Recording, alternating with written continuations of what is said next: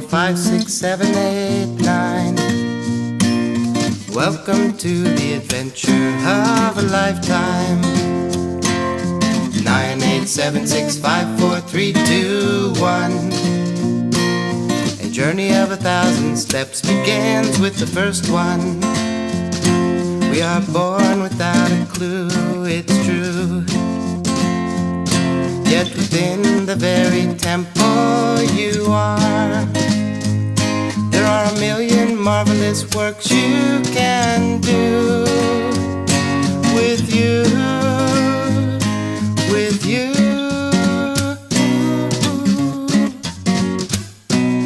The colors of the rainbow up in the sky are the same that color you and I.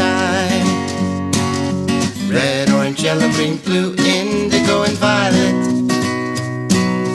How will you know what's true until you try it? Ba ba ba ba ba ba ba ba ba ba ba ba ba ba ba ba ba ba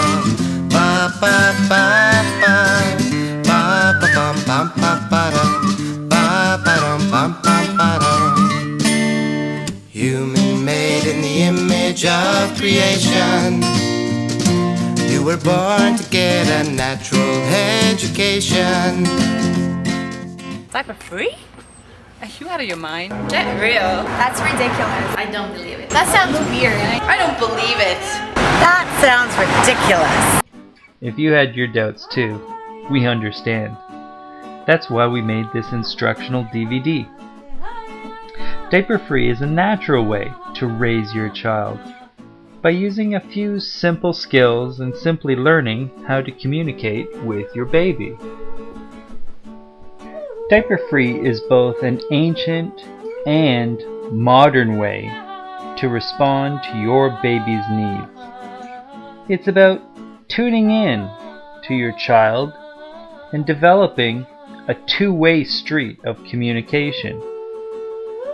There have been many cultures using diaper free as a natural part of infant and child care.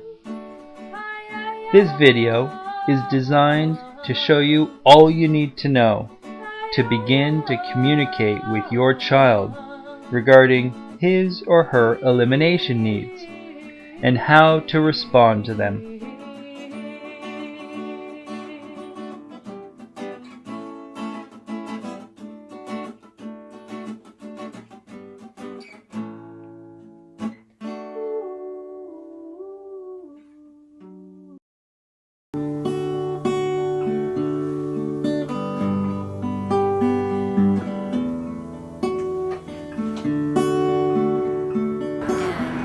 One whole thing I would say is that the first thing was that it's called diaper free, and I realized right off the mark that diaper free isn't the appropriate language to describe it, because people had a lot of trouble with that. You mean no diapers?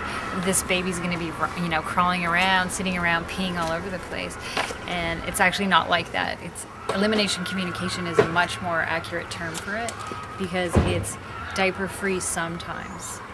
And you do use diapers, and depending on how much you're working with the process and how often will you use the diapers in the in-between times. All right.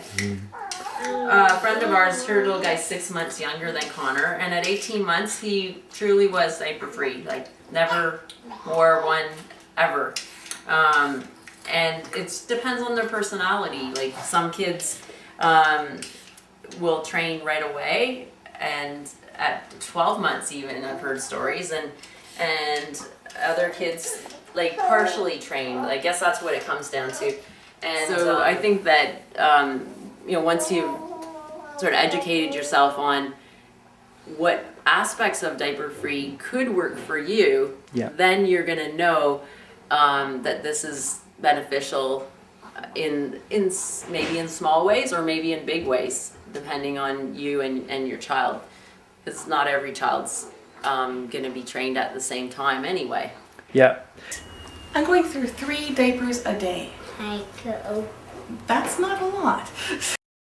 Compared to, and there are only 1 wet diapers, whereas a friend of mine said, oh yeah, that's about 3, I do that. And that was 3 diapers a day for her non-potty trained child, which meant that she had a really heavy diaper each time she changed. Aside from, I have many friends from different parts of the world, and lots of Russian people told me that they'd done it, and Chinese people had done it, and Indian people have done it, but I never had seen them do it.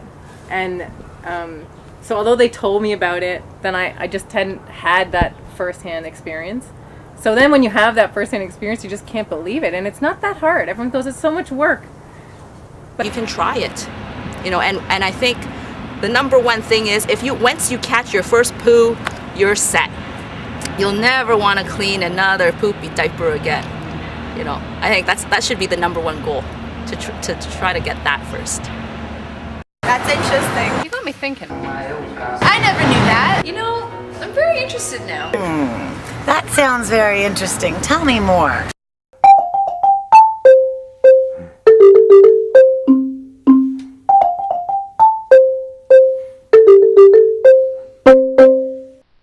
Going diaper-free means communicating with your young one. Specifically, it is called elimination communication, or EC for short. Elimination communication doesn't require any special ability from the caregiver or the child, but it's the results of this two-way communication that is special. It involves tuning into your child's signals and timing, and simply responding in a way that builds the bond between caregiver and child. Like, I probably would have never guessed any child would know that. And it's not that it, you know, oh, my child's so smart. Yeah. I believe any child has that ability, yeah. And that any child that's given the chance and the parent is open to communicate those things, yeah. They're going to learn, the parent's going to learn what it is the child understands, and because the parent responds, then the child in return responds more. And I think maybe that might be what is kind of considered as more intelligent. Like, speaking of Connor again, when he was probably Emily's age to a little bit older, so 6 months to a year, that window where he's starting to explore things, he really developed a strong sound signal about when he had to go pee. So as soon as he What was the signal, if I could ask? It was a little kind of kind of cry. And that's all it was. Like, he wouldn't wail, he wouldn't like point or do anything. Like, you might be looking, I don't know if I was looking for the right signs at first. Like, I thought he would be, you know, pointing or doing that when he had to go pee. But in actual fact, it was a verbal thing. And the thing is, I don't expect Emily to make the same sound because she's a different person. And she may have a completely different way of signaling.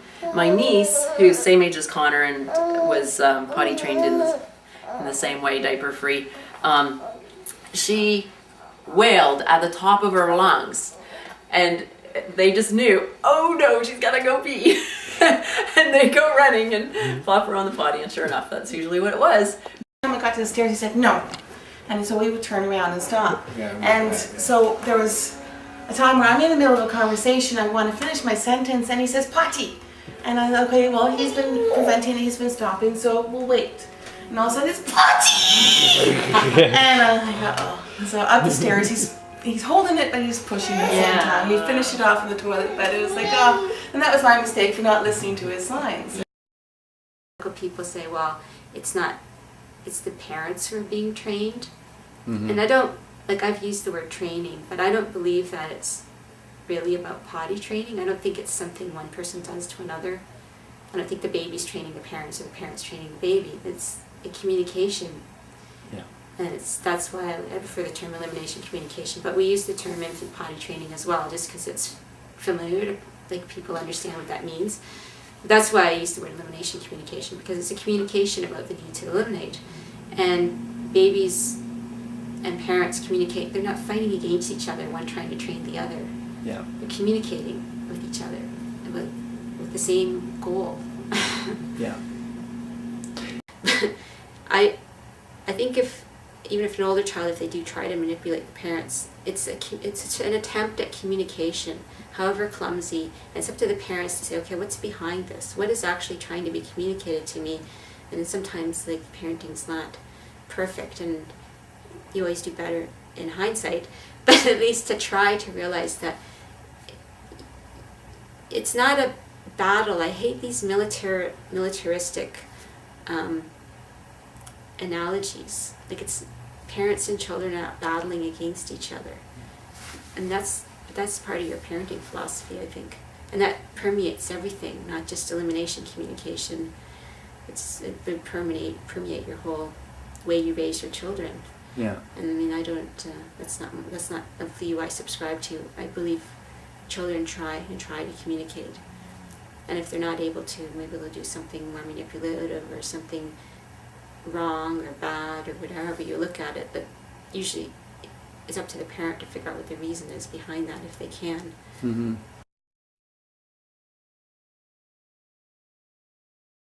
Diaper industry, I hate to say, but they really market to the parents. They don't market to the kids. They market to the parents.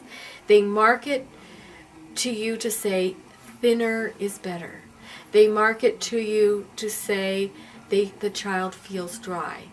Of course they want the baby to feel dry for as long as possible. And why do they want that to happen?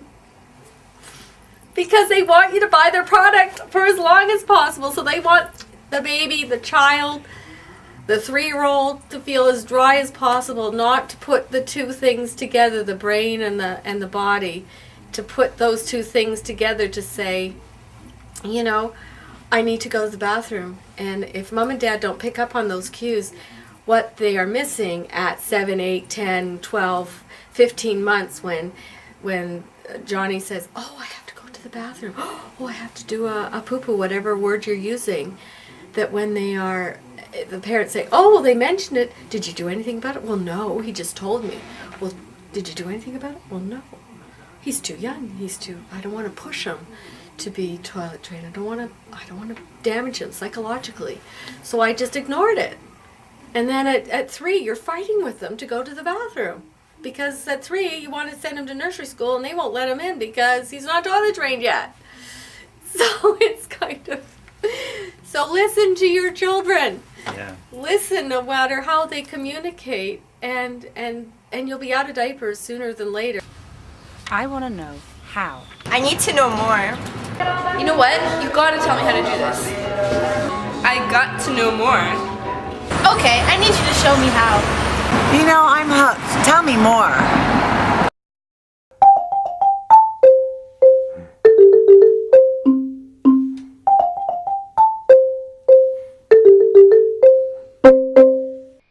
It's about building a healthy bond with your child. With traditional diaper use, the average child will go through about 5,000 dirty diapers before toilet training even begins. Imagine turning even half of those dirty diaper changes into powerful opportunities to connect to the needs of your child and respond in a trust-building and meaningful way. More than anything else, going diaper-free is about building the bond between caregiver and baby.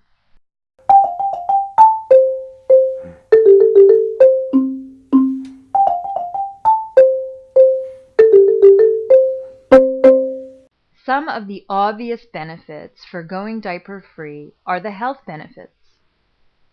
Diaper rash is a serious condition for many babies, and it is estimated that 6 out of 10 babies will get some degree of diaper rash in their young life. It doesn't take a great deal of science to understand that a baby sitting in their own pee and poo is not the most sanitary of conditions. Going diaper-free is about keeping your baby as clean and dry as possible without wasting or soiling diapers. Okay, the major health benefits is no diaper rash, I think. And diaper rash, it's nastier than you think. He was in diapers maybe half the day. And so he started getting, I don't know, I guess it was diaper rash, but my husband said it was like crotch rot or something like that. And eventually we got very strong medication for it because the zinc ointment just wasn't working. And after that, my big lesson was to make a bigger effort to EC him and not leave him in disposables, because when I do, I just forget about him. Even when she had stomach flu, she had the stomach flu when she was 4 months old, and she had really terrible diarrhea, and we caught every poo. We could take a sample to the doctor, and I could tell him, oh, she just pooed like a half a cup, 6 times a half a cup, and I'll tell you exactly what time she did it, because I'd know exactly what she did and exactly when. And they couldn't believe it when I came to the doctor's office with here's a sample, and the girl says, oh my God, where did you get that? Because normally you just have to scrape it out of the diaper.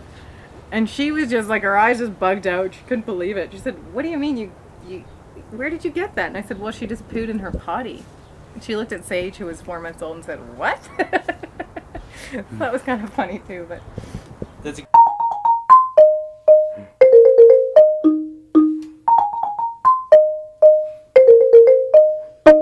I mean, this particular study that came out in the paper, this little wee article, really says, there's so many double births and triple births and quads being born these days with the help of, because there's so many infertile families. So they did a study in Europe and decided, why is this? Why are there so many infertile men in general that have low sperm counts, and why is that happening? And they took, into account a lot of things, and one of them they found, one of the reasons, and it's just a recent thing, it's only happened in the last 30, 40 years.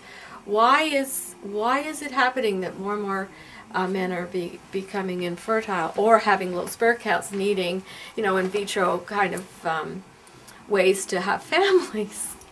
Why is that happening? Well, one of the contributing factors was that these little boys, as infants, were diapered in a disposable diapers, because of course, prior to that time, it was drudgery pins, plastic pants, wringer washing machines, washing by hand, hanging up the diapers outside to dry. Who needs that? Women were going to work. Women wanted to be freer of the drudgery of housework and doing laundry.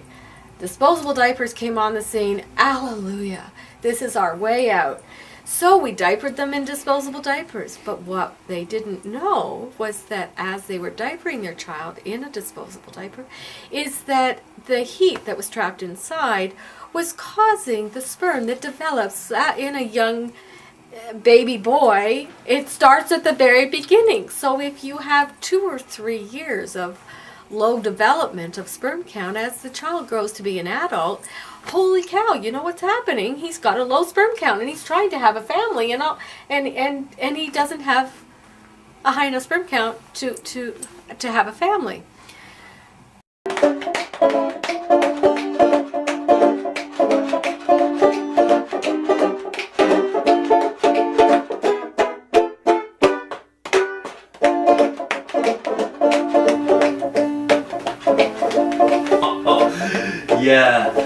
Yeah. Oh, hi. Welcome to Big Diaper Company. We've had our people looking into this diaper-free idea, and we think it's a bad idea. Going without diapers, this is preposterous. It's completely, it could be dangerous for some people. We're not sure yet, but we're quite sure that it's not a good idea. So, yeah, that's the Big Diaper Company thinks that the diaper-free idea is pretty bad idea. Yeah. Hey, Ronaldo! You gotta be mad.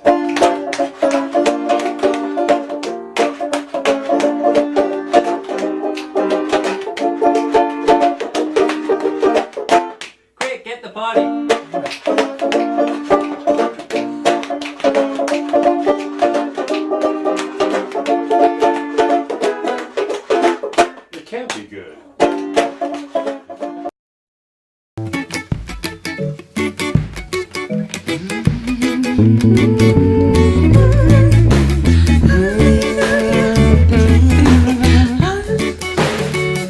Be better to the earth, be better to her now. Be better to the earth, be better to her now. She's our mother, you know. She's our mother, you know. Be better to the earth, all creatures, great and small. Be better to the earth, all creatures, great and small. This is heaven for them, you know. This is heaven for them, you know. Be better to the people who live in other lands. Be better to the people who live in other lands. They are human tribe, you know. They are human tribe, you know. In North America alone, there are almost 20 billion disposable diapers going to landfill each year. That's about 2% of total landfill waste. And the amount going to landfill from just one baby? Almost 2 tons. Plastic diapers may be disposable, but they sure are not environmentally friendly. Disposable diapers do not fit into the definition of biodegradable due to the chemicals and materials that they are made of. The length of time it takes for one disposable diaper to fully biodegrade, over 100 years. Going diaper-free is a way to start your young one off with a good environmental footprint. I guess I just want to try and be as conscious environmentally as possible. Yeah, well, I guess the thing is, okay, using cloth diapers,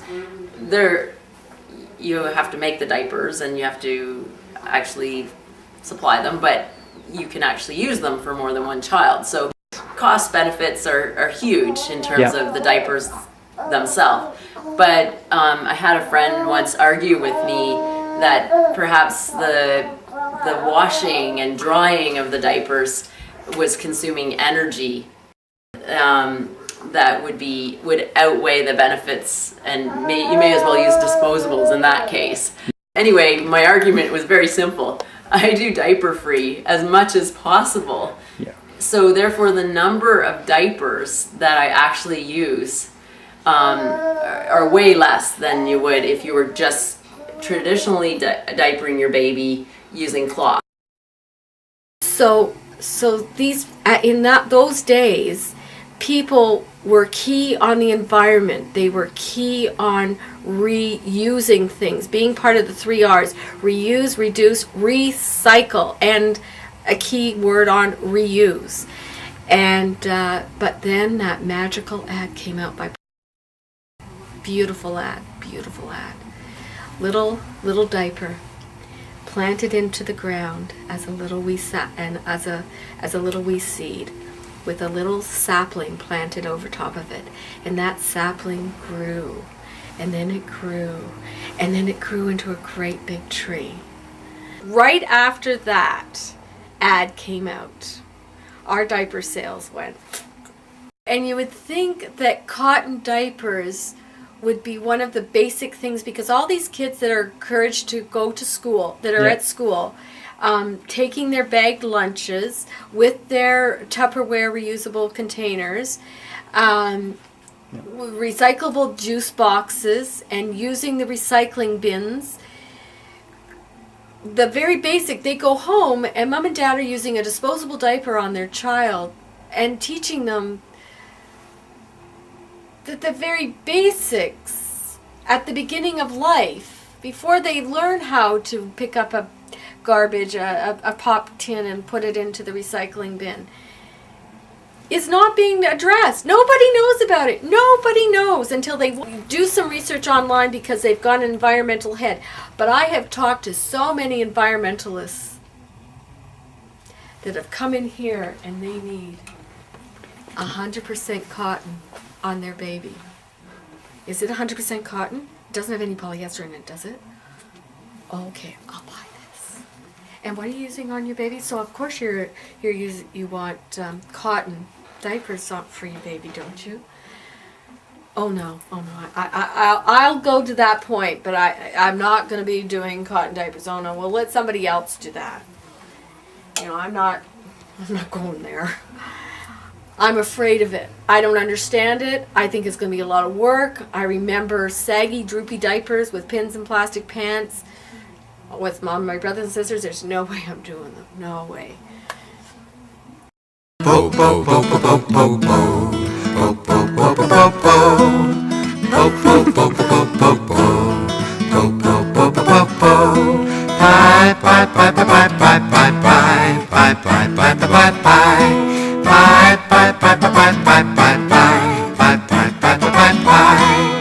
Po po po po po po po po po po po po po. Po po po po po po po po po po po po. Bye bye bye bye bye bye bye bye bye bye bye bye bye. Bye bye bye bye bye bye bye bye bye bye bye bye bye. Po po po po po po po. Po po po po po po. Po po po po po po po. Po po po po po po.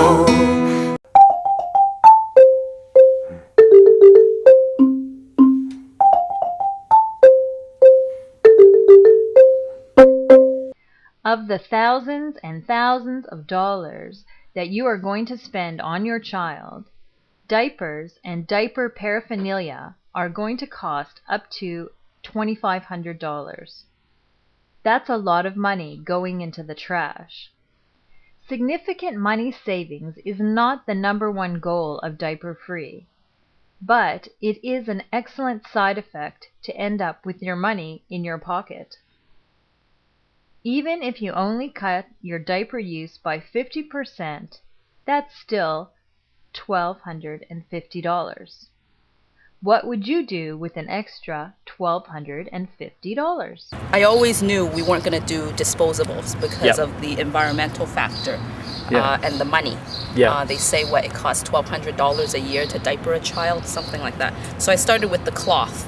You know, we probably spent $40 on disposable diapers in her first 9 months, and we probably spent about $100 or something on cloth diapers, and that's it. And it's not that much to wash them because they're not dirty, so there's no scrubbing or whatever, you know. On the subject of money and saving money, Yes. I kind of have this thing about whenever I go and buy Connor something, maybe a toy, maybe a piece of clothing, or maybe it's a little frivolous, or maybe he actually needs it, but you're trying to justify why I would buy this. And then I think about all those $20 bills that I haven't given out for disposable diapers. And I think, you know what, this is just 1 week's $20 bill that I didn't have to throw out.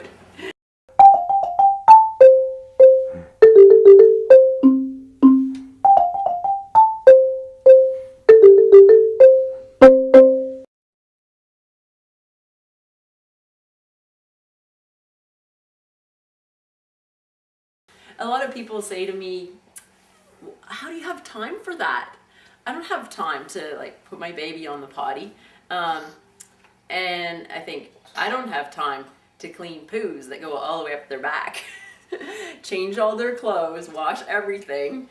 And to me, it's all where you put your perspective. And I think with the added bonus of knowing that I'm communicating to my baby and they respect that you do that. They do. So it's, if I preferred cleaning poos that went all the way up the back, then that would be my, that would be fine. But I actually think that I get the bonus and the child gets the bonus as well. and she quite likes sitting there playing with her toys.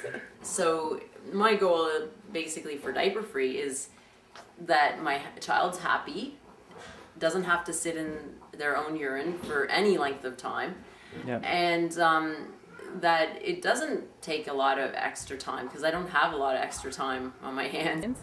So then when you have that first-hand experience, you just can't believe it. And it's not that hard. Everyone goes, it's so much work. But actually, when she's gone and had a poo in her diaper, which is probably 15 times ever in her life, I have to say that's quite a bit of work too. That's a lot of cleaning up poo between their legs and cleaning the diaper when it's all pooey, and it takes a lot more time than just whipping off her pants and having her go in her potty. Well, I think there must be more time that you have to put into it in the beginning. But I have changed I think only one pooey diaper since she stopped nursing and the poo gets really disgusting. I've only had to change. Since she stopped nursing, she still nurses. I mean, since she started eating solids. Since she started eating solids. Yeah. And that takes a lot of time. And really, she's only, she doesn't poo in her diaper really. Honestly, I would say more than the health benefits. I think, as James was saying earlier, we've put time into it now doing Diaper Free, but I think I've watched my friends try to potty train their children when they're, 2 years old, 3 years old, and if you ask me, that's a lot more work. Because everybody says, oh, Diaper Free, you're always running to the bathroom and whatever, but we ran to the bathroom with her, and 9 times out of 10 or 8 times out of 10 or whatever, she usually has to go. When you watch a child being potty trained, they run to the bathroom. Like, I was with my friend once, and she ran to the bathroom probably like 6 times in an hour for false alarm because her child said they had to go. So if you ask me, that's a lot of work. That is a lot of work, and it's just delaying. I think when you do it earlier, I don't know whether it's more or less work, but it's just work at a different time. And if you ask me about that, well, now's the time when I'm on maternity leave, and I'm with her all the time anyways, and she's little, and it's easy to lift her up, and it's easy to take her, and she's learning. She's way ahead. She's not afraid of her potty. She knows what a toilet is. She knows how to flush. She taught herself, and I did not even teach her that. It wasn't a trick. She just discovered the flush and is out of her fun. So she knows what the toilet is. She knows, because I hold her over the toilet, and she thinks that's really fun, and she likes to hear it, and she likes to flush, and she sees her poo, and so all those things, I think you'd have to eventually come to that when you're potty training. So I just figure that we're doing that now, and so she'll potty train whenever she does. I'm not putting a kind of pressure on that or setting some kind of I'm not setting some kind of expectation like she's gonna be out of diapers at this age, or she'll be out of diapers when she's out of diapers. It's about being educated, and if you read the book or listen to this DVD and find out what's involved, then it's not so scary anymore. We're just kind of victims of our culture. We're victims of, well, when you have a baby, you go to the baby show and you learn about all the things about babies. You look in baby stores and find baby products, and I think the commercializing of this whole industry has really, really taken us in some ways away from our kids and fit us into little molds about this is the way it should be done. So while I might be trying to encourage a friend in a different way, it's only because I've benefited from it so immensely that I strongly believe that there's a lot of benefits to it. And so my advice would be just to educate yourself, find out about it, and if you don't think it's for you, then fine. And you might surprise yourself. Actually, I would encourage people who don't think it's possible. Those are the people that I would like to see who might embrace it to try it. So I would encourage people who are skeptical or who don't understand to try it, and give me a call if you don't find that it makes your life easier.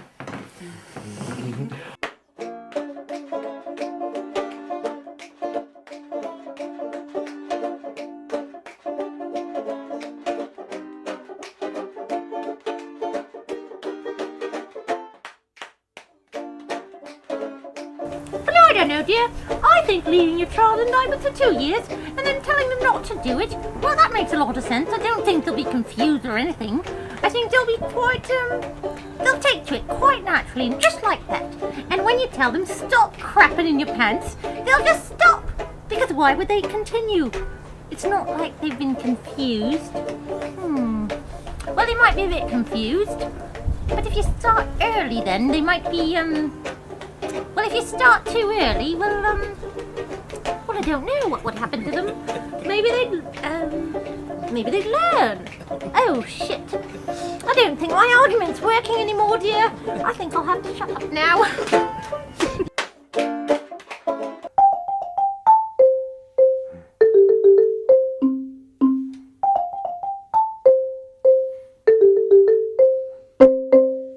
Well, you know what I found really interesting? When Hurricane Katrina hit, there was this really interesting thing in the newspaper. It said that eventually the U.S. was open to receiving international aid.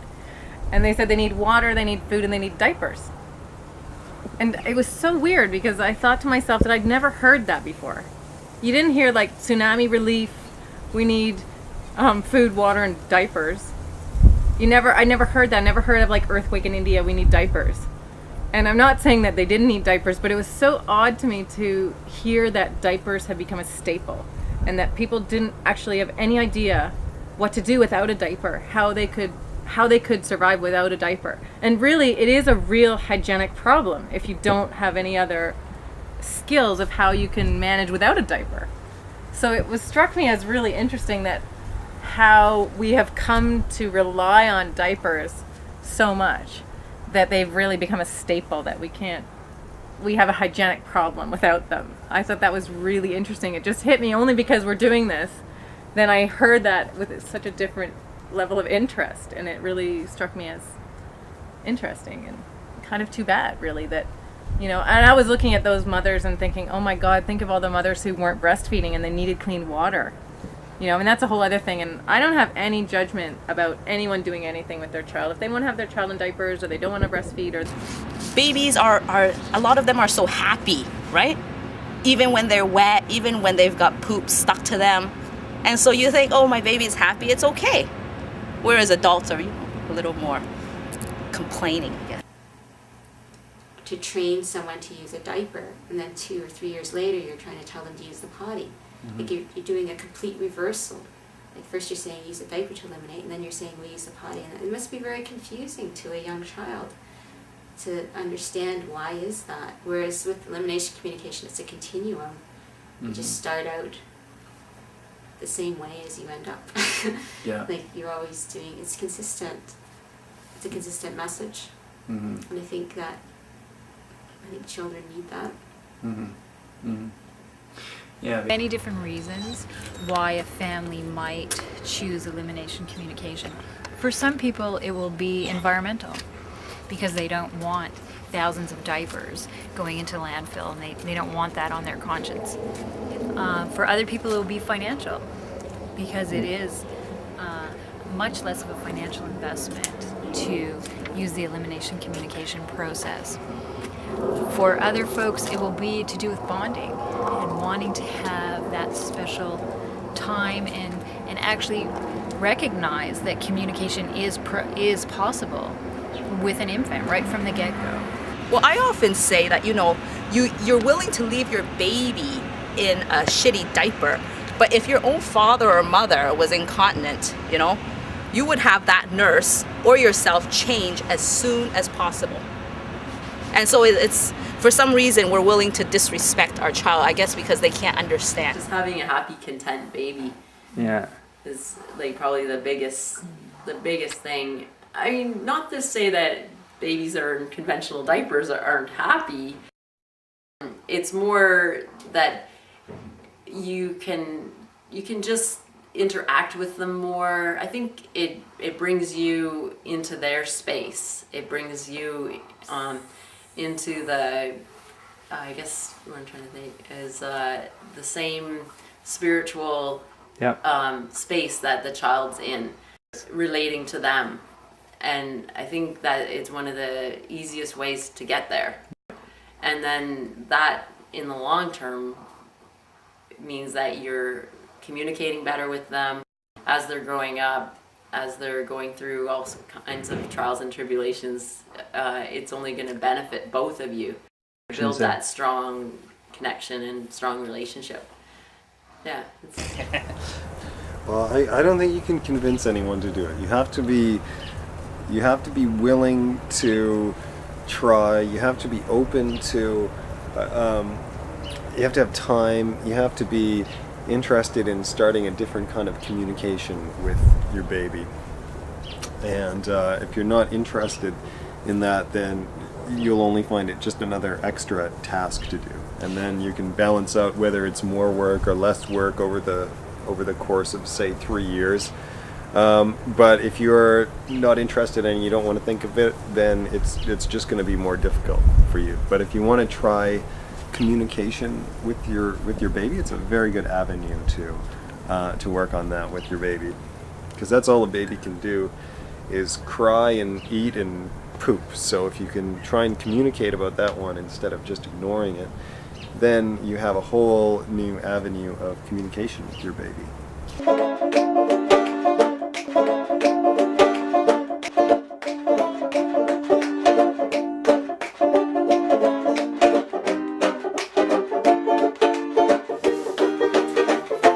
As a doctor, somebody asked me about diaper free, and I said to them, well, children have been pooing in their pants and sitting in dirty diapers for years now, so why change something if it works? Dirty bottoms, sitting in damp diapers for hours on end? Why change that? You never know what'll happen.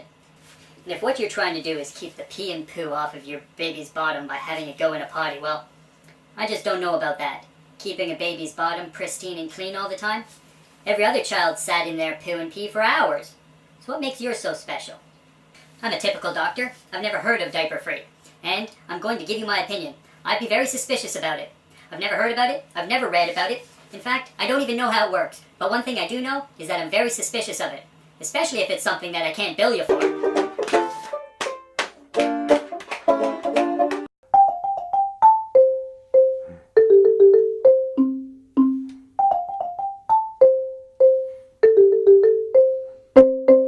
Yeah. So you've had great success. Oh, very much so. Yeah. Oh yeah.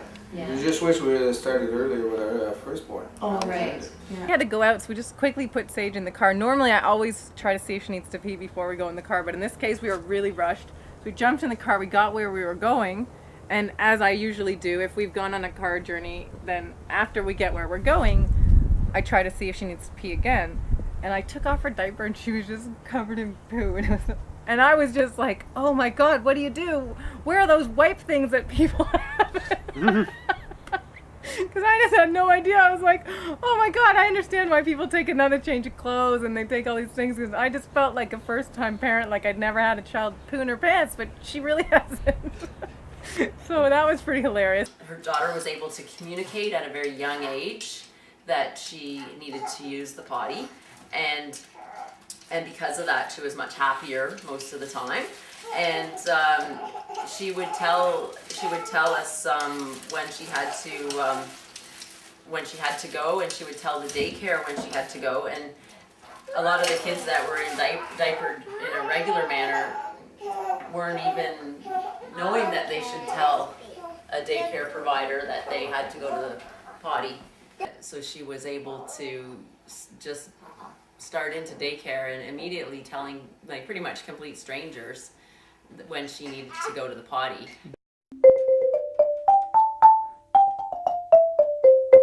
Firstly, anyone can learn these skills.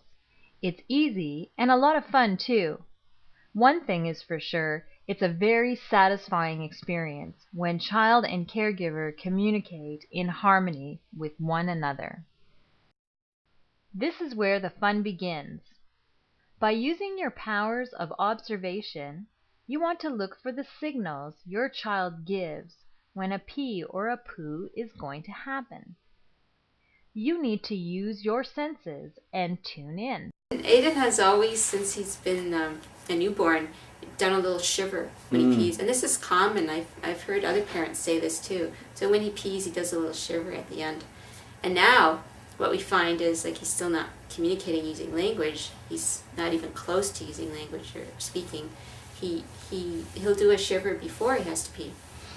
So it's like he's holding it or something. I don't know why. I don't know why he started doing it. And he does it before he poos too. The shiver. But then we know to take him to the potty and So what happens if you have a day where you miss a bunch? Then probably you just consistently miss them because you're out of sync, right? Whereas if you have a day when you're on, like you're on her cycle, then you could easily have a day and you don't miss any. Because you just are in the frequency and you're like, okay, you know. My son Noah, he never did very well until he was 18 months. Yes. You know, I didn't use cues or signals because he wasn't a good communicator. What can I say? So I used timing. He would pee, you know, between 4 months when we started and a year, every 40 minutes or so. Yeah. Especially with Jamie, I found if I hovered, I missed more than if I did not hover. If I was off to the side and just living life the way it was, that I would catch most of his pees. And if I was on top of him, did you go pee yet? Did you go pee yet? Did you go pee yet? I missed it. That's more stressful that way. Yeah. Idea. Yeah, well, diaper-free baby, there's 3 different ways to find out when to give your baby what they call a potty tunity. So there's signals, timing, and intuition. And I think maybe at certain times you use one more than the other, or different parents use different ones, and that's fine. So signals is just what the baby sort of makes requests. And a lot of times babies start signaling while they're peeing, or maybe even after. And then as you start putting them on the potty or giving them opportunities to go to the potty, they'll start moving the signal back until they're actually signaling beforehand. And then some babies never signal, so parents, they'll use timing, like they know it's so many minutes since they ate, or nursed, or used the bottle or whatever, and then they'll put them on the potty then at those times. Also, first thing in the morning and after a nap, usually, not just babies, but all people usually have to pee then. So you can put the baby on the potty then. And the intuition is just acknowledging that you could have an intuition as to when your baby needs to go. And I don't really know, maybe that could even be just subconsciously picking up signals because you get to know your baby so well. Or it could just be some kind of communication on a different level with your baby. We don't really know what it is, but we know what happens, that people just have the intuition of, oh, maybe my baby has to go, or sometimes even feeling a warmth that's not really happening, like a warmth, wetness or something, or sort of a warmth, like, or something. It could be just you think the baby's actually peed, but it's really your intuition telling you the baby needs to go.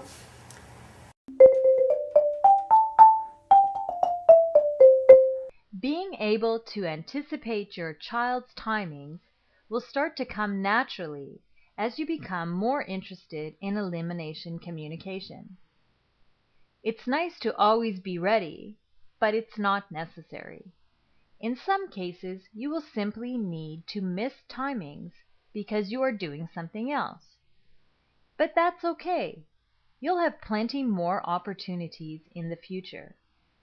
Remember, EC gets best results when there is no pressure for the child or the parent. Going diaper-free is meant to be a pleasure for all involved. If it starts to cause stress, it's best to rethink your approach, and if needed, take a break for a few days. Going diaper-free can be a part-time practice, or even something that happens under certain circumstances, like only when you are at home. Over time, you will find that you and your child are very comfortable in a variety of situations. Here are a few clues on timings to help you find your child's rhythms. Whenever waking up from sleep. Around nursing times.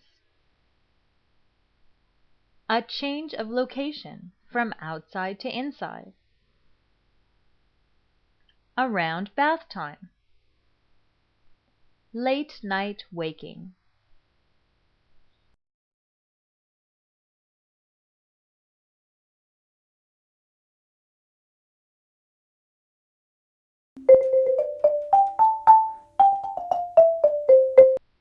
The next skill in EC is cueing your child.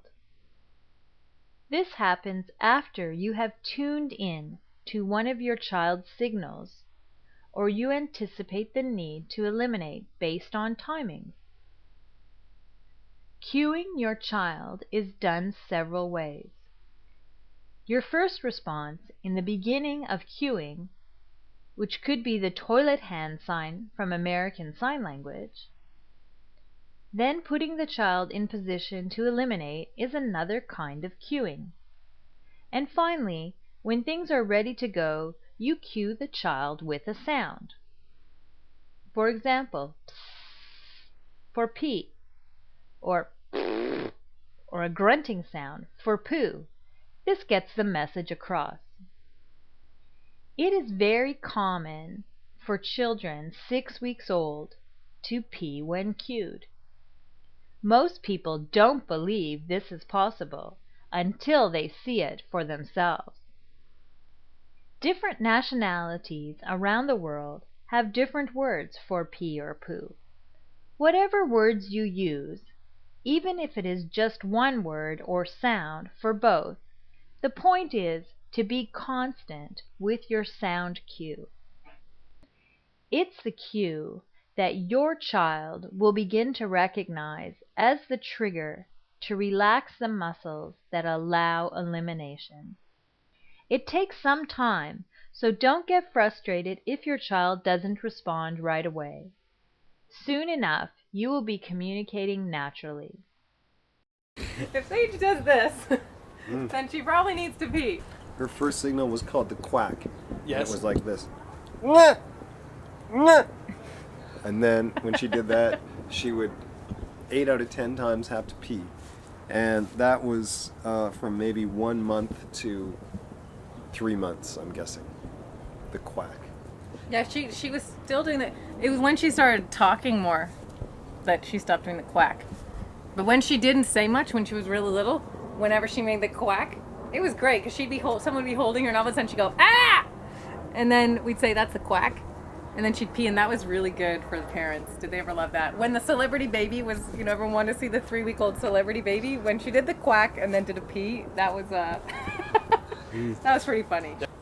One of the things actually that we realized in the beginning was that we really felt that she only cried when it was something related to having to go to the bathroom, which was really interesting for us. You remember we talked about that a lot in the beginning because we figure that a lot of times with a new baby, obviously everybody's baby is totally different, and some babies cry a lot, some babies don't cry a lot. We have a baby who doesn't really cry a lot, and we found out that the only times that she really cried, it was something to do with having to go to the bathroom. Usually what we figure is that a lot of babies are crying because they'll cry before, and then they'll cry during, and then they'll cry after, and it might take you 25 minutes to figure out they just wet their pants.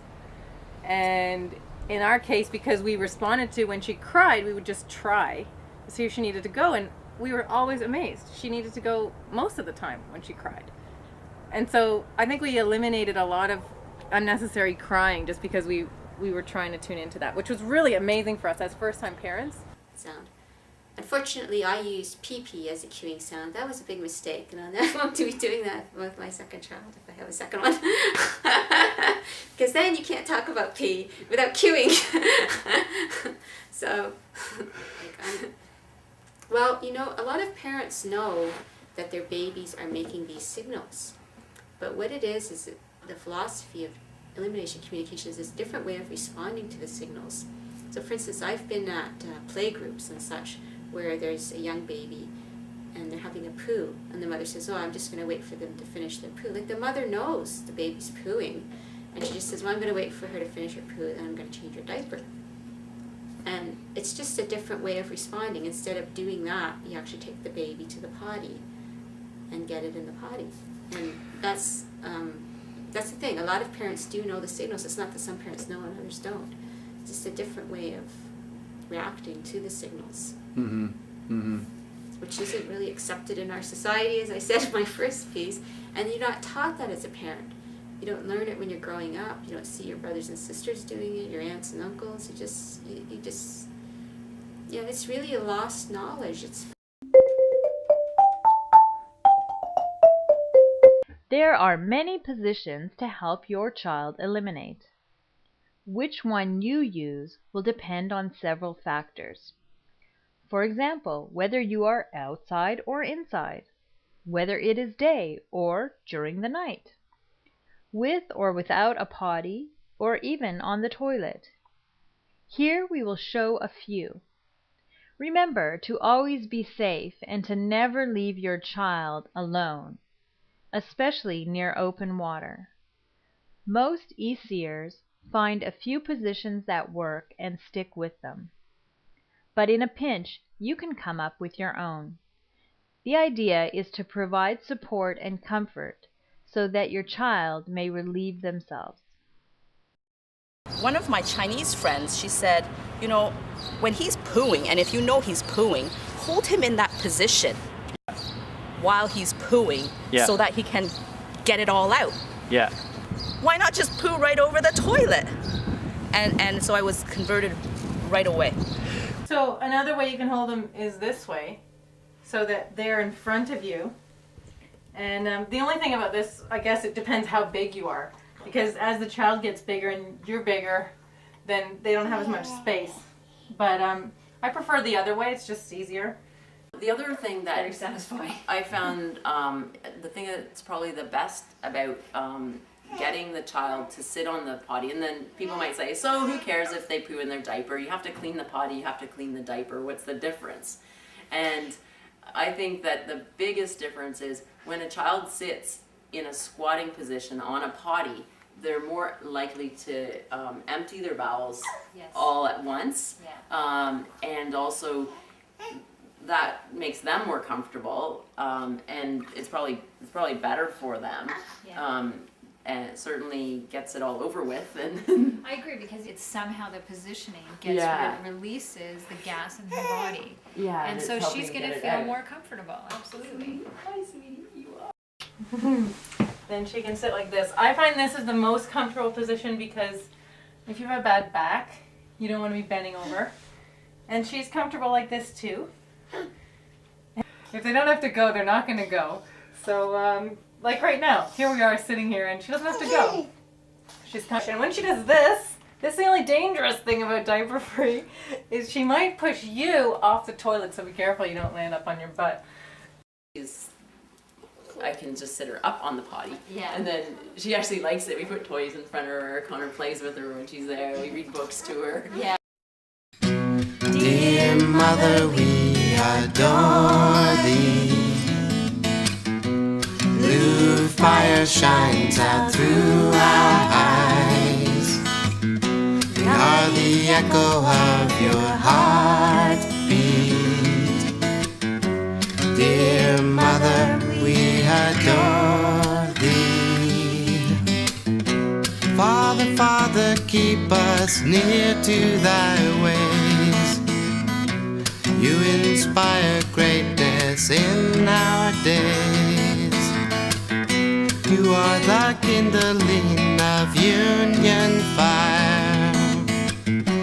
Great Father, we honor thee.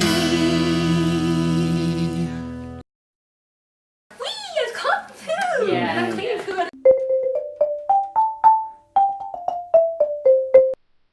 Call it mother's instinct or a sixth sense, but there is a great satisfaction to be discovered when you simply respond to an inner knowing that your child needs to go. Sometimes there is no signal from the child at all, but just a knowing, a feeling. If you listen to yourself, you may begin to hear or feel small internal messages coming from your instinct. Follow them. You may be quite surprised. I've learned with my intuition with Jamie. My sister, she did timing EC, and I've done more intuition EC. With Jamie, I find now, even I'm remembering, I gotta stop and follow up, I think. For when he was younger, if I said, oh, maybe I should take him potty. No, he just went recently. I'll find that a few minutes later I've missed a pee because he had to go potty. And that was my intuition saying, well, let's do it. And I still think, nowadays I follow my intuition for other things, like if I've forgotten to bring, I don't need to bring my keys because my husband's going to be with me, and then we get separated, or he decides to go off this way, then I've forgotten my keys or my wallet or whatever. Yeah. And it's, following your intuition for everything. I've learned from EC and Jamie. But yeah, it was almost like I had a intuition when I was alone with him, not distracted by anything out in nature. And yeah, if that were the case and I was doing that all the time, I probably wouldn't miss any. But that's not real life. And well, we have occasions to do that. And it's nice to build a daily walk into your life, that sort of thing. It's not realistic. Yeah. But from that point, that very first day, I totaled the number 6 times that I caught his pee while we were at the cottage. And from then on, I just knew that this was the better way for us.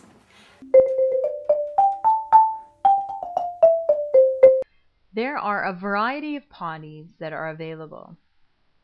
You simply want to have one handy when you need it. If your little one doesn't agree with one style of potty, simply try a different one. Or use the toilet. Like everybody would bring a diaper bag full of diapers. Well, my diaper bag had a few diapers and a potty sticking out of the top of it. Right. Because it gets to a point where he actually prefers the potty, and I'm not gonna, because I'm embarrassed about where I am, take that away from him. If that's what he wants to do and that's his way of eliminating, then he gets to use the potty. Outdoors is a fun place to practice EC, and lessons can be learned about how we are a part of the ecosphere we live within. Never hold your child out of any opening in a structure or vehicle. In some cases, the safest thing to do is to let the child eliminate into a diaper. If you're out with your baby and you think, where am I going to go? A great place to go, if you have a porta bucket. This is what we use for a porta bucket. Porta potty. It's used to have feta cheese in it. And the great thing about these ones is that it just has a really secure lid. You could use a Tupperware. You could use whatever you want. We just wanted it so that if it fell over in the car, that it wouldn't spill pee all over the car, because we're not really into having our house smell like pee. So what we would do, you just take the little girl like this, and you can do this with boys too, it's no big deal, and just hold her over it like this. Now the thing is, now that she's getting a little bigger, she doesn't like going in her bucket too much because I think it's a little too small for her bum. So we have to find her a bigger bucket. But that's basically it.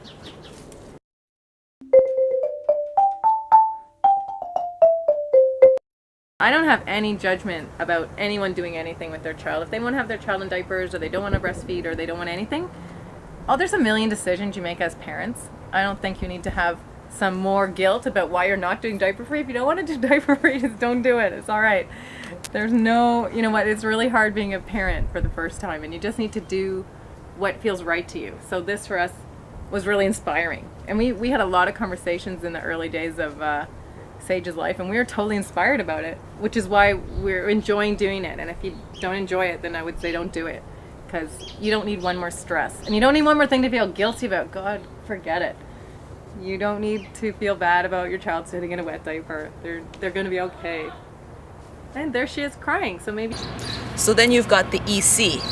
And I think for a first-time mom, there can be a lot of stress involved, because we think that we should be able to catch a lot of the pees and poops. And I don't think, given my experience now, it's not necessarily true. You don't need to catch it all.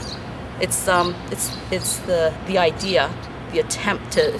Children can pick up on things. So whether you're practicing elimination communication, or you're at the point where you're doing some sort of conventional toilet training, I think it's a real dangerous place to go if you're feeling frustrated about not catching pees or poos or whatever later on with the toilet training, because the child can sense that. So I think that's where people could bump into problems with the child not going properly when it comes to toilet training, because they're sensing some stress involved around it. And it shouldn't be about that at all, the toilet training or elimination communication. So I just would strongly advise people who are, I would encourage people to definitely try it. I don't think you can make judgments on it until you've tried it. But And that's another thing I would caution. Don't get into a tension with your husband or your partner about diaper free. It's really not worth it. There's a lot of things that will turn up as tensions anyways when you have a new baby. So don't make that one a contentious issue. Like if you want to do it, fine. If your partner doesn't want to do it, don't force them to do it. If they don't want to, that could really ruin your marriage. And it's not worth it because there's so many other things in the whole scope of parenting that, you don't need to make it an issue. And really, after a few weeks, we were both so inspired after a really short time. And then we were both totally into it. At first it seemed like, oh, you want me to go all the way upstairs and get the potty and bring it down and see if she needs to pee, and it seemed like a lot of work. And then afterwards we were just running up and down because it was just so great to catch it. And it was so exciting when we'd see, look, she did a pee and she looked so cute. And it was the most endearing thing you'd ever seen because she was so small and she'd go, and I called it the poo face. It was my favorite face. My first ever memory of her, like when I had a mental image of her, was her pooing on the potty because it was so hilarious, and she had such an earnest little face. She'd push, and it was just totally endearing. It just added so much richness to the warmth and charms that she has. My gosh, she has a lot of charms.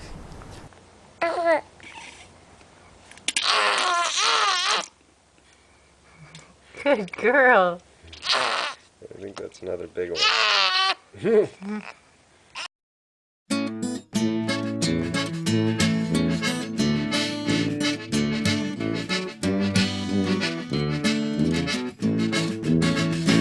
I am I and you are you. How do you do, you do, you do? When we bring our lives together, there is so much we can do. You are you and I am me. How do you be, you be, you be? When we join our voice together, there is so much we can sing. Together we make a brighter light. Together we can shine. Together we can find our rhythm and rhyme.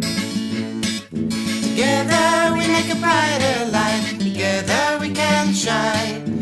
Together we can find our rhythm and rhyme. Eyes are brown or blue or green, or a color in between.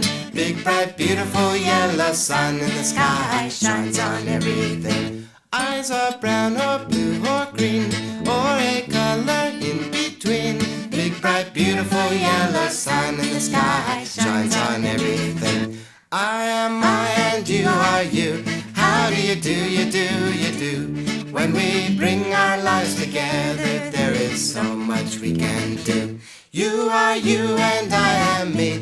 How do you be, you be, you be?